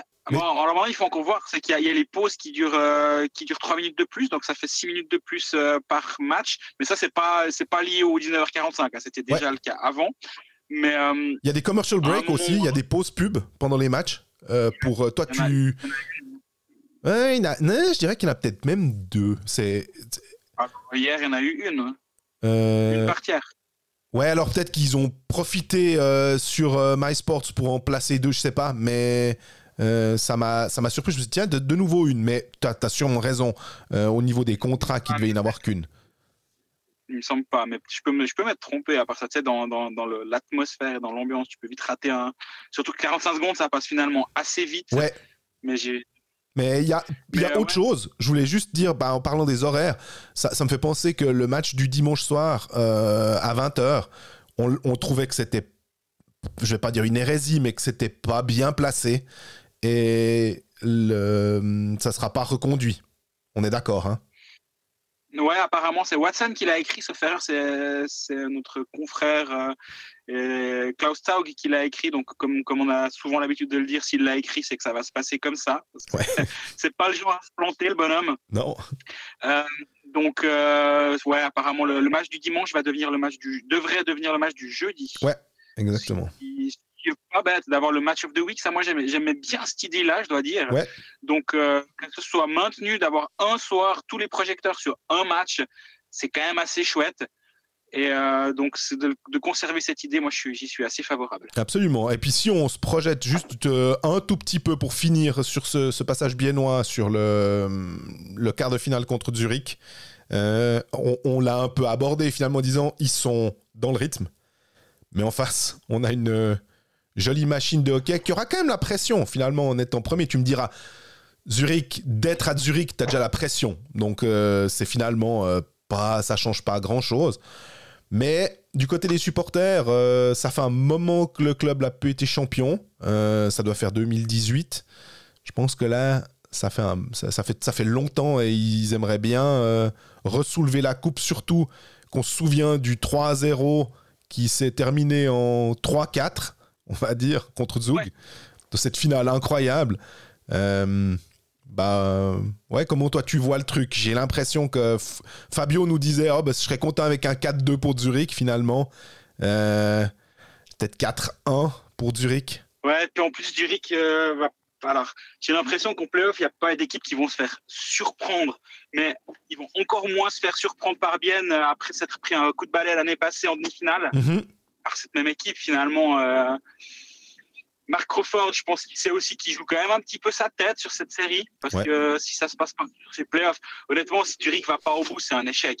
Avec cette équipe-là, avec la saison régulière réalisée et les moyens mis pour avoir du succès là-bas dans cette nouvelle patinoire, je pense qu'ils rêvaient d'inaugurer leur Swiss Life Arena par un titre. Ça s'est pas passé comme ça, mais les 2 premières années dans la Swiss Life Arena sans titre, je doute que ce soit toléré. J'attends quand même un Zurich ultra dominant contre Bienne, mais le seul bémol que je mettrais, c'est ce match numéro 1 à Zurich. Ouais. Et parce que Bienne va devoir aller en gagner un là-bas. Et pour moi, si Bienne veut avoir une chance, c'est en allant gagner celui-ci. Si la série commence à durer, ça va être compliqué. Bienne est dans le rythme, Bienne a joué jusqu'à jeudi soir, avec 4 matchs de plus que Zurich. L'avantage de Bienne, si j'ose dire, c'est une certaine fraîcheur. Il y a eu pas mal de joueurs qui ont manqué des longues périodes de la saison. Je pense notamment à Eponyemi, qui est vraiment un joueur que j'adore. Je suis très content qu'il ait reconnu à Davos. J'adore le voir jouer. Lui, il a manqué la moitié de la saison régulière. Donc pour lui, finalement, il n'y a pas cet aspect fatigue qui est peut-être moins important que pour d'autres. Excuse-moi, tu as dit, je suis content qu'il ait signé à Davos, j'ai mal compris. Mais... Non, je n'ai pas dit qu'il a prolongé en tout cas. D'accord, ouais. Il a prolongé de 2 ans avec le HC Bienne. Ouais. Et moi, je suis content de le revoir jouer en Suisse un peu plus longtemps parce que finalement, le peu qu'on l'a vu, et si ma langue a fourché, ça peut arriver. Hein. On l'a peu vu, mais le peu qu'on l'a vu, moi, j'ai adoré ce joueur. Et, c'est marrant parce que quand tu le vois dans les couloirs, il ressemble à Tintin, il est tout petit, il est un peu freluquet, mais qu'est-ce qu'il est fort, la vision du jeu, il est vraiment chouette à voir jouer. Mais du coup, lui, il est quand même encore assez frais. Donc, ouais. et comme pas mal de Biennois, vu qu'il y a eu pas mal de blessures durant toute la saison, là, la fatigue sera peut-être un petit peu moins sentie. Il n'y aura pas l'aspect sur les rotules qu'avait Genève sur cette fin de saison où c'était assez flagrant. Donc, je peux imaginer que ça va pas être une partie de plaisir pour Zurich. Non, alors. S'il faut se projeter, on peut difficilement voir autre chose que victoire de Zurich 4-1, non? Ouais, ou effectivement, ou 4-2, mais ce serait déjà, effectivement, finalement, comme le dit Fabio, hein, ce serait déjà une réussite, compte tenu de la saison. Je sais que ça fait un peu gagne petite de se dire on était finaliste, match 7, et se contenter d'une potentielle défaite en quart de finale. Mais quand tu vois le déroulement de la saison, tu peux pas te permettre de faire la fine bouche, en fait. Non, je suis d'accord avec ça. Mais vraiment, ce match numéro 1, d'ailleurs, j'y serai présent. Maintenant, je peux enfin savoir de quoi seront faites mes prochaines semaines. Moi, je vais courir le match numéro 1 à Zurich samedi soir. Mm-hmm. Et c'est avec certaine impatience, je dois dire, parce que sur ce que j'ai vu là, et les nerfs viennois, puis finalement, tu parlais avant de cette expérience de la finale perdue l'année passée, certes, mais finale quand même. Donc, ça veut dire deux séries remportées en play-off. Il y a un vécu collectif qui est là. Il y a eu pas tant de changements par rapport à la saison dernière. Justement, il y avait Bonimi qui est arrivé. Il y a eu un Barhoffner, ça va être une jolie histoire aussi, lui, qui a été lâché par Zurich en cours de saison, qui va jouer contre Zurich en quart de finale. À la nuance près qu'il a pris un puck, je ne sais pas si ça s'est vu à la télé, mais à un moment, il bloque un shoot de la main. Oui. Et il est parti au banc, il avait l'air en souffrance, le pauvre. Je lui ai parlé un petit peu sur l'air de repos du Gothard. Il m'a dit, il m'a montré sa main, il m'a dit, en gros, c'est la taille de 2 balles de tennis, mon poignet. Putain. On verra, faudra que je passe à l'hôpital vendredi et puis on verra comment. Mais il a serré les dents, il a dit, ça m'a fait terriblement mal de finir le match. Mais c'est ce genre de joueur-là. Et pourtant, Dieu sait si je suis pas fan de Jérôme Barhoffner à la base. Non. Mais quand tu vois le gars, il va quasi la tête la première se coucher sur un puck. Finalement, c'est pas la tête qui a pris, c'est la main. Et derrière, il va au banc, il serre les dents, il remet le gant et il repart. Par chance, il y a eu 20 minutes de pause. C'était juste avant la première pause. Ouais. Derrière, il est sur la glace, il finit le match, il joue du box-play. C'est des gars comme ça qui te font gagner des séries de play-off. Et donc, je parlais je voulais pas entrer sur le terrain du cœur parce que c'est des arguments qui me laissent assez froid, je dois avouer. Par contre, la capacité à se faire mal durant les playoffs, ça on l'a vu l'année passée. Ils savaient le faire l'année passée. Il n'y a pas de raison qu'ils ne savent pas le faire à nouveau cette saison. Quand on parle des pronostics, je me suis dit on aurait pu repasser ce qu'on a dit l'année passée avant la demi-finale Zurich-Bienne. Je pense qu'on avait un peu les mêmes avis, peut-être un peu moins tranché parce que Bienne avait fait une superbe saison régulière. Mm-hmm. Je pense qu'on voyait quand même Zurich sortir Bienne. Donc peut-être c'est un bon signe pour les Davosiens. Qu'est-ce que j'ai avec Davos? C'est un bon signe pour les Biennes, moi. Absolument.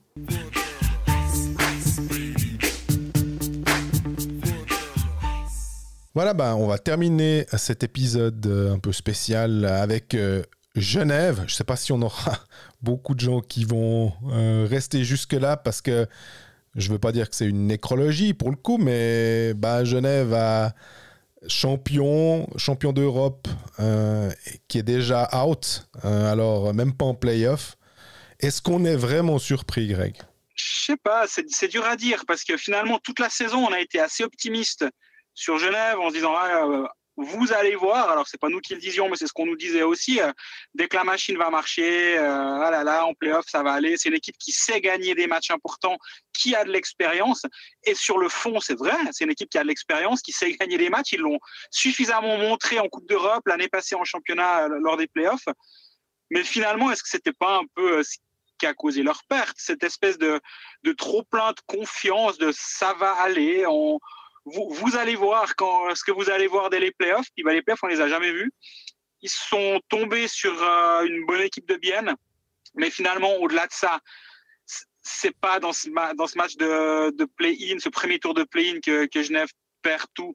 Parce qu'on va pas se mentir, même en cas de qualification face à Bienne au premier tour, fallait enchaîner avec un second tour contre Ambry. Alors oui, peut-être que Genève aurait passé, mais honnêtement, ils étaient cramés sur toute la fin de saison. Ça se voyait, ça se sentait. On nous le disait pas, mais à demi-mot, ça s'entendait presque. Genève a perdu sa saison il y a bien longtemps, finalement, en laissant passer des points, en perdant 9 points contre Langnau. Malheureusement, quand à la fin, tu dois commencer à faire les calculs et te dire où est-ce qu'il manque un point par-ci, par-là pour pouvoir se qualifier déjà pour la place 7-8, à savoir play-in, premier tour, voire carrément play-off, top 6, c'est là que Genève a perdu beaucoup de plumes et d'énergie, puis à la fin, ils n'ont jamais pu rattraper. Ouais, perdre 9 points contre Langnau, c'est vrai. Tu disais, on nous disait, vous verrez, mais j'ai pas souvenir, alors tu es plus souvent sur le terrain que moi, mais vous verrez, j'ai pas l'impression que Yann Cadieux le disait. Non. Est-ce que c'est plutôt une méthode couée de certains joueurs, ce qui est complètement logique, louable, et ils avaient le droit, compte tenu de leur pédigré, de le dire. Donc ça me choque pas forcément. Totalement d'accord avec toi, et surtout ils avaient gagné, on va dire, le bénéfice du doute. Une équipe comme Genève qui a été capable de switcher au bon moment, on-off, off-on en l'occurrence cette saison, a gagné le droit de dire vous allez voir. Et oui, on doit encore améliorer des choses, mais en play-off on sera prêt, on sera redoutable. Moi j'entendais ce discours, honnêtement j'y croyais quand même, je dois dire, jusqu'à un certain point. Après la finale de Ligue des Champions remportée face à Skellefteå, là derrière il y a 2 matchs qui gagnent, dont un contre Rapperswil. J'ai l'impression que ce match il a un peu moins de valeur qu'une victoire à Berne, notamment juste après la Coupe d'Europe. Mais derrière on voyait quand même que c'était devenu un peu compliqué et que c'est comme si les jambes étaient plus vraiment là. Maintenant voilà, moi ça me fait me poser une autre question finalement cette fin de saison. Est-ce que c'est malheureusement pas une fatalité qui pend au bout du nez de toute équipe qui va aller loin dans cette Ligue des Champions? Ça va coûter tellement d'énergie, si tu veux aller loin, c'est 13 matchs supplémentaires par rapport aux autres, c'est pas une excuse. Aucun Genevois ne l'a utilisé, cette Absolument. excuse. Mais entre chercher des excuses et des explications, il y a quand même encore une petite différence que je fais. Et je cherche pas d'excuses à Genève. Par contre, si je dois expliquer pourquoi ils sont plus là maintenant, je vais clairement chercher dans ce répertoire-là. Ouais, moi je suis évidemment d'accord avec toi dans la mesure où j'ai posé souvent cette question. J'avais presque l'impression d'être une sorte de perroquet qui répétait tout le temps la même chose, à la fois aux joueurs, à la fois à Yann Cadieux, en disant mais... Et puis la fatigue, parce que j'arrivais pas à imaginer que ça pouvait n'avoir aucun facteur et que oui, c'est pas une excuse. Et je trouve ça admirable de la part, parce ils étaient vraiment tous sincères avec ça. C'était pas une posture, mais à un moment, il y a aussi l'âge. Et Dieu sait qu'on a dit plein de bonnes choses à propos de Valtteri Filppula, triple, quadruple, quintuple Gold Club. On peut y aller un bout, étant donné qu'il gagne à peu près tout ce qu'il joue. Winnick aussi à un certain âge, Pouliot. Même si ces joueurs-là ont été présents pas par bribes, mais de temps en temps, sur la longueur d'une saison et d'une fin de saison, de dire qu'ils étaient émoussés, je pense pas que ça leur manquait de respect, et je pense que c'est juste normal. Les Américains, tu sais aussi bien que moi, ils utilisent cette expression de father time pour dire que il est rattrapé par le moment où tu deviens père, sous-entendu le moment où t'es plus un jeune homme, quoi. T'es passé au stade supérieur, le côté vétéran. J'ai l'impression que là, en plus des soucis de certains joueurs, même si Artikainen a été plus efficace à la fin, il a quand même pas été assez efficace pendant la saison. Tu disais les points perdus à Langnau, c'est clair que ses buts, s'il en avait marqué peut-être 10 de plus, il y aurait eu des victoires et des points en plus, et Genève n'aurait pas été là à ce moment-là de la saison.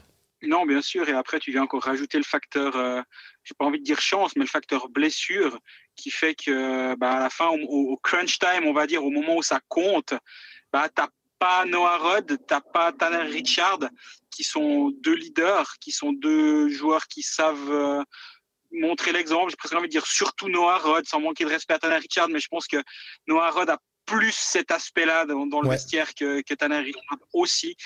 Et à un moment ou à un autre, au-delà de juste c'est pas qu'une question de caractère, c'est bêtement une question de capacité sur la glace.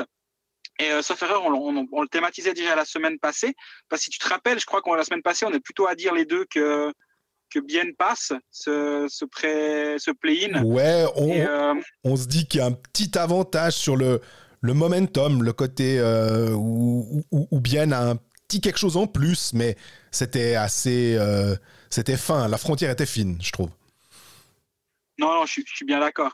Mais par contre, Bienne, c'est une équipe qui avait 4 lignes complètes, qui a pu jouer sur ces 4 lignes justement, et ça a aussi fait la différence au moment où du côté de Bienne, du côté de Genève, tu te retrouves avec une 4e ligne qui est moins impactante que celle qu'on a vue la saison passée lors du titre, et au bout d'un moment, ma foi, on veut dès la saison prochaine, promis, on arrête de parler de Omar et de Temernes, mais en même temps, c'est des joueurs qui ont tellement marqué les esprits et des buts toute la saison dernière.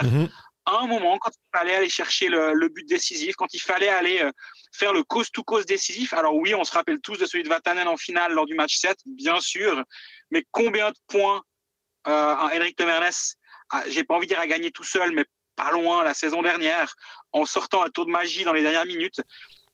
Forcément, ça manque là, et c'est ces petits points qui vont toujours te manquer. Si tu mets toutes ces petites choses bout à bout, bah, ça fait une énorme différence, et on l'a vu durant toute cette saison. L'équipe de Genève cette année, elle a jamais décollé, on va pas se mentir. Et je pense que d'un point de vue statistique et comptable, Manina n'a pas fait une saison, n'a pas à rougir de sa saison, mais il n'a pas eu l'impact d'un Linus Omark. Ouais. Maintenant, avec l'expérience, on en a un peu, et toi et moi, on sait que l'an 2 des cracks à l'étranger, en général, ça peut faire mal. Donc, si les Genevois qui ont envie de nous écouter jusque-là cherchent un peu de positivisme, je pense qu'on peut sans autre aller chercher dans les deuxièmes saisons de bons joueurs. C'est très juste. Puis tu dis, Tom Ernest, ça me fait penser aussi, si on reprend la saison passée, c'est qu'il était paire de défense 1, Vatanen était paire de défense 2. Ça permettait aussi sans manquer de respect à Lennström, qui a peut-être pas encore ce niveau qu'avait Tom Ernest. Ça faisait deux dangers. C'est-à-dire et tu jouais contre une autre ligne qui était peut-être un petit peu moins bonne défensivement. Enfin, ça offrait des options. Ils étaient tellement bons, ça offrait des options que j'ai l'impression qu'il n'y a pas cette année.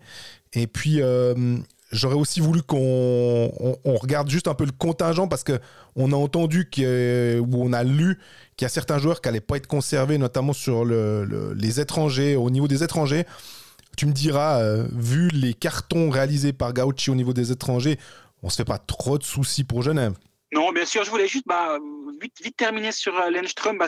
C'est l'exemple aussi finalement assez parfait de ce que je disais juste avant de l'an 2.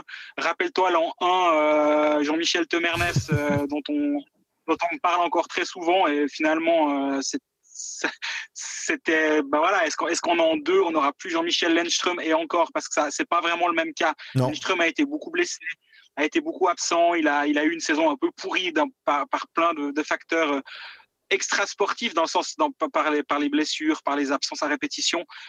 Je m'attends quand même à un bon Lennström sur la deuxième année, surtout qu'il fait une bonne fin de saison. Moi, j'ai assez aimé ce que j'ai vu de Lennström. Et comme tu dis, la saison prochaine, j'ai écrit il y a quelques semaines que la piste Granlund était chaude du côté de Genève.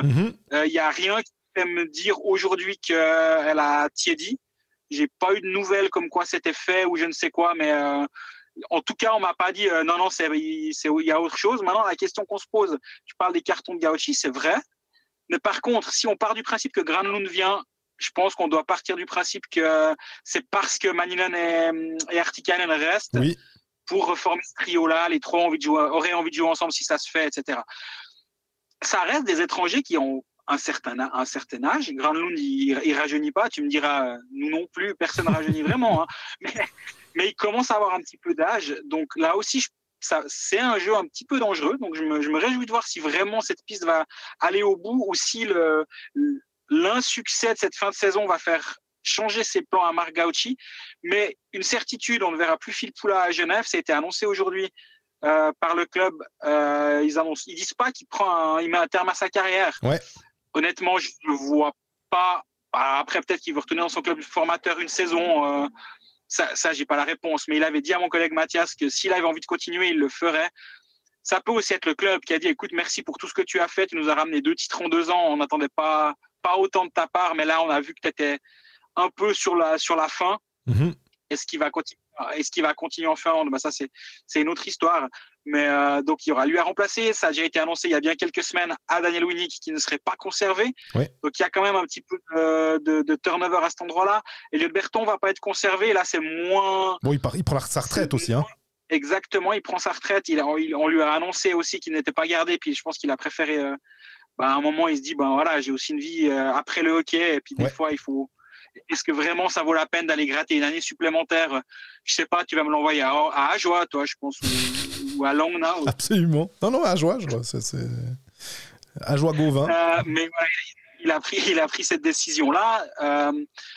D'un point de vue âme et leader du vestiaire. C'est quelqu'un qui faisait beaucoup de bien et son départ va quand même laisser un trou. Juste forcément un petit peu moins grand que si c'est qu'un Phil Poulin d'un point de vue impact, mais par contre dans l'ADN genevois, même s'il n'est pas genevois d'origine vu qu'il est français d'origine, mais il a ce côté très genevois et je sais pas si on peut dire que c'est le plus genevois des Français parce qu'il y en a 2-3 des Français qui sont genevois et vice versa, mais il va clairement faire il y aura un trou, mais Genève, la saison prochaine, a quand même déjà signé un Ischier pour le remplacer pour ce poste. Pourquoi Lucas, je crois que c'est important de donner le prénom. Hein. Lucas Ischier, effectivement, Nico, c'est pas pour tout de suite, je pense. Et donc voilà, c'est pas la fin du monde, cette élimination en play-off. Elle fait juste un peu de tâche, on va dire, sur le CV genevois après cette saison qui était finalement magnifique. Ouais, bon, mais il y a la Champions League quand même. Je veux dire, tous les supporters des clubs romans et alémaniques et tessinois seraient déjà bien contents de repartir avec un titre. On se souvient quand Ajo a gagné la Coupe de Suisse, c'était quasiment l'équivalent de la Champions League, tellement il y avait une ambiance incroyable dans la patinoire, dans le canton. On a encore revu avec les pécalistes de lundi l'importance de cette victoire en coupe. Donc, gagner quelque chose à ce niveau-là, au niveau européen, si derrière, tu rates ta saison, ma foi, deux titres en 10 mois, je crois que ça va. Il y avait juste aussi un point, on a parlé des joueurs de champ, est-ce que tu as été surpris aussi quand tu as vu sur la feuille de match au goal Robert Mayer pour le dernier match? Déjà, est-ce qu'on a été surpris de voir Gauthier Desclous pour l'avant-dernier? Ouais, c'est la question qu'on peut se poser. Et je pense que le poste de gardien a été un problème et une épine dans le pied de Genève Servette pendant toute la saison. Il y a eu... on a oublié Gauthier Desclous. Je ne sais pas si il n'avait plus de convocation pour venir à la patinoire ou je ne sais pas ce qui s'est passé, mais du coup, on l'a clairement oublié. Il a perdu son badge. Fin de saison, on s'est rappelé... Ouais, c'est ça. Fin de saison, on s'est rappelé qu'il était là. Très bien. Mais...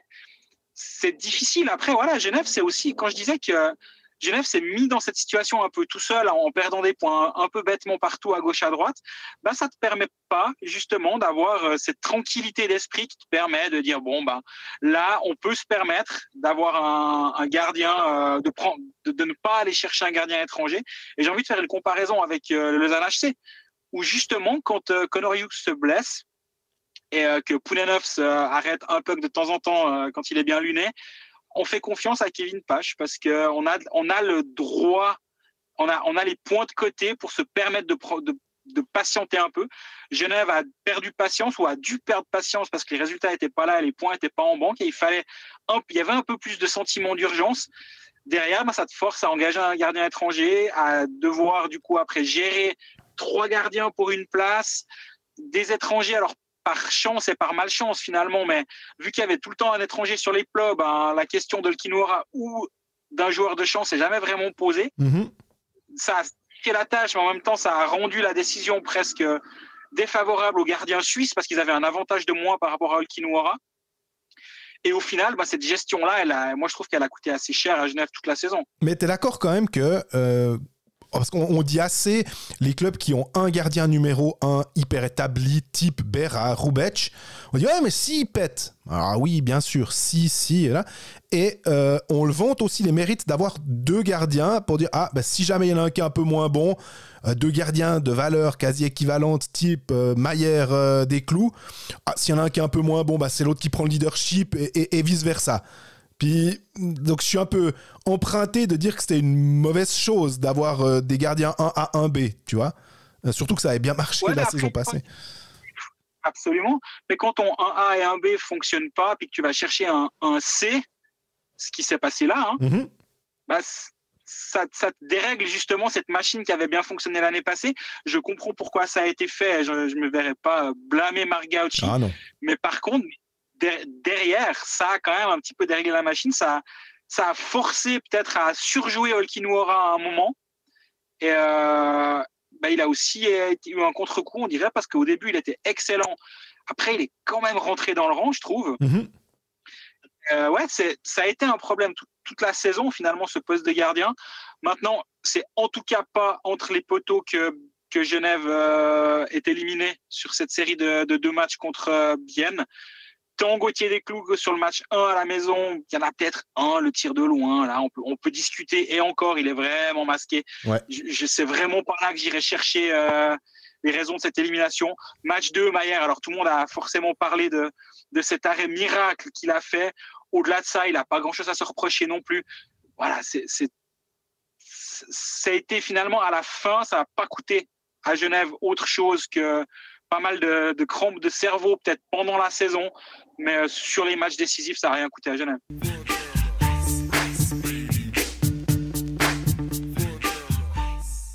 Ben voilà, on est au terme de cet épisode 27, un épisode un peu spécial sur la route. Ma foi, ces prochains temps, ça va être un petit peu notre lot, surtout avec des matchs tous les jours, avec des romans engagés tous les jours, sans compter encore Ajoa qui vient se greffer par-dessus.